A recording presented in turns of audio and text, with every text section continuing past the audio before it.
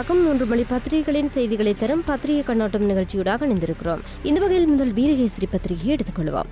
வீரகேசரி பத்திரிகையின் பிரதான செய்தியாக சர்வதேச தலையீடு இல்லாவிடில் எமக்கு ஒருபோதும் நீதி கிடைக்காது. பிரித்தானிய அமைச்சரிடம் எடுத்துரைத்தார் விக்கி என்ற தலைப்பின் கீழ் புகைப்படத்துடன் இன்றைய வீரகேசரி பத்திரிகையின் பிரதான செய்தி காணப்படுகின்றது. அதாவது இலங்கை அரசாங்கம் போர்க்குற்ற விசாரணையில் சர்வதேச நாடுகளின் தலையீட்டை அங்கீகரிக்கவில்லை. அத்துடன் அத்தகைய சர்வதேச நாடுகளின் தலையீட்டை அவர்கள் விரும்பவில்லை. இதனையே நாங்கள் கடந்த வருடம் ஐநா மனித உரிமை ஆணையாளருக்கு கூறியிருக்கிறோம். நாங்கள் கூறிய விடயம் இப்போது நடைமுறையில் நடந்து கொண்டிருக்கிறது என பிரிட்டன் நாட்டின் பாலியல் வன்முறை தொடர்பான ராஜாங்க அமைச்சரிடம் வடமாகாண முதலமைச்சர் சி வி விக்னேஸ்வரன் தெரிவித்தார் என்ற தலைப்பின் கீழ் அந்த செய்தி பிரசுரிக்கப்பட்டுள்ளது. போலீசாரின் சித்திரவதைக்கு எதிராக நடவடிக்கை எடுங்கள் என்ற தலைப்பின் கீழும் ஒரு செய்தி பிரசுரிக்கப்பட்டுள்ளது. எமது கட்சி செயற்பாட்டாளரின் கைதானது அரசியல் பழிவாங்கல், கஜேந்திரகுமார் குற்றச்சாட்டு என்ற தலைப்பின் கீழும் ஒரு செய்தி பிரசுரிக்கப்பட்டுள்ளது.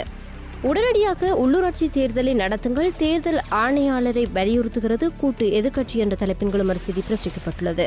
இவைகளை இன்றைய வீரகேசரி பத்திரிகையின் செய்திகளாக காணப்பட்டன. தொடர்ந்து தினக்குரல் பத்திரிகையை எடுத்துக்கொள்வோம். தினக்குரல் பத்திரிகையின் பிரதான செய்தியாக அங்கவீன படையினரும் ஆதரவாளர்களும் ஜனாதிபதி செயலகத்திற்குள் நுழைவதற்கு முயற்சி, கண்ணீர் புகை கொண்டு நீர்த்தாரை தாக்குதல் என்ற தலைப்பின் கீழ் புகைப்படத்துடன் இன்றைய தினக்குரல் பத்திரிகையின் பிரதான செய்தி காணப்படுகின்றது. குருநாகலில் பள்ளிவாசல் மீது கைக்குண்டு வீச்சு என்ற தலைப்பின் கீழும் ஒரு செய்தி பிரசுரிக்கப்பட்டுள்ளது. உத்தேச பயங்கரவாத எதிர்ப்பு சட்டத்தில் போலீசாரின் துஷ்பிரயோகம் மோசமடையக்கூடும், எச்சரிக்கின்றது மனித உரிமைகள் கண்காணிப்பகம் என்ற தலைப்பின் கீழும் ஒரு செய்தி பிரசுரிக்கப்பட்டுள்ளது. 1,00,000 படையினரும் வடக்கில் என்ன செய்கின்றார்கள், முதலமைச்சர் கேள்வி என்ற தலைப்பின் கீழ் ஒரு செய்தி பிரசுரிக்கப்பட்டுள்ளது. தமிழ் மக்களின் பாதுகாப்பிற்காகவே நாங்கள் இருக்கின்றோம் என கூறிக்கொண்டு வடக்கில் 1,00,000க்கும் அதிகமான படையினர் நிலை கொண்டிருக்கும் நிலையில் வடக்கில் எப்படி மோசமான குற்றச் செயல்கள் அதிகரிப்பதுடன் அதிபயங்கரமான போதைப் பொருட்கள் கடத்தல்களும் அதிகரிக்கின்றன என வடமாகாண முதலமைச்சர் கேள்வி எழுப்பியுள்ளார் என்ற தலைப்பின் கீழ் அந்த செய்தி பிரசுரிக்கப்பட்டுள்ளது. அமெரிக்காவில் இன்று ஜனாதிபதி தேர்தல், கிளாரை ட்ரம்ப் கடும் போட்டி என்ற தலைப்பின் கீழும் ஒரு செய்தி பிரசுரிக்கப்பட்டுள்ளது. இவைகளை இன்றைய தினக்குரல் பத்திரிகையின் செய்திகளாக காணப்பட்டன. தொடர்ந்து சுடரொளி பத்திரிகையை எடுத்துக்கொள்வோம். சுடரொளி பத்திரிகையின் பிரதான செய்தியாக அங்கவீனமுற்ற முன்னாள் ராணுவத்தினரால் ஜனாதிபதி செயலகம் முற்றுகை, போலீசார் கண்ணீர் புகை தாக்குதல் என்ற தலைப்பின் கீழ் இன்றைய சுடரொளி பத்திரிகையின் பிரதான செய்தி புகைப்படத்துடன் பிரசுரிக்கப்பட்டுள்ளது. 12 வருட சேவை காலத்தை நிறைவு செய்த அங்கவீனமுற்ற படையினருக்கும் ஓய்வூதியம் ஆர்ப்பாட்டத்தை அடுத்து ஜனாதிபதி தீர்மானம் என்ற தலைப்பின் கீழ் அந்த செய்தி பிரசுரிக்கப்பட்டுள்ளது. போர்க்குற்ற விசாரணையில் சர்வதேச தலையீடு இல்லாவிட்டால் தமிழ் மக்களுக்கு நீதி கிடைக்காது என பிரிட்டன் அமைச்சரிடம் விக்கி சுட்டிக்காட்டல் என்ற தலைப்பின் கீழ் ஒரு செய்தி பிரசுரிக்கப்பட்டுள்ளது. போலீசாரின் கொடூரங்களுக்கு உடன் முற்றுப்புள்ளி வைக்க இலங்கை அரசை வலியுறுத்துகிறது சர்வதேச மனித உரிமை கண்காணிப்பகம் என்ற தலைப்பின் கீழ் ஒரு செய்தி பிரசுரிக்கப்பட்டுள்ளது.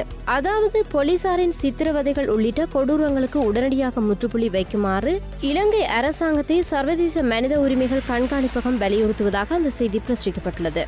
நிதி அமைச்சரின் ஆடம்பர கட்டடத்துக்கு வாடகை செலுத்துவது அர்ஜுனா அலோசியஸ், மகிந்த அணி தகவல் என்ற தலைப்பின் கீழ் ஒரு செய்தி பிரசுரிக்கப்பட்டுள்ளது. மகேந்திரனுடன் தொலைபேசியில் உரையாடிய ஐக்கிய தேசிய கட்சியின் பிரமுகர் ஜார் என்ற தலைப்பின் கீழ் ஒரு செய்தி பிரசுரிக்கப்பட்டுள்ளது. இவைகளை இன்றைய சுடரொளி பத்திரிகையின் செய்திகளாக காணப்பட்டன. தொடர்ந்து ஆங்கில பத்திரிகையான டெய்லி மிரர் பத்திரிகையை எடுத்துக்கொள்வோம்.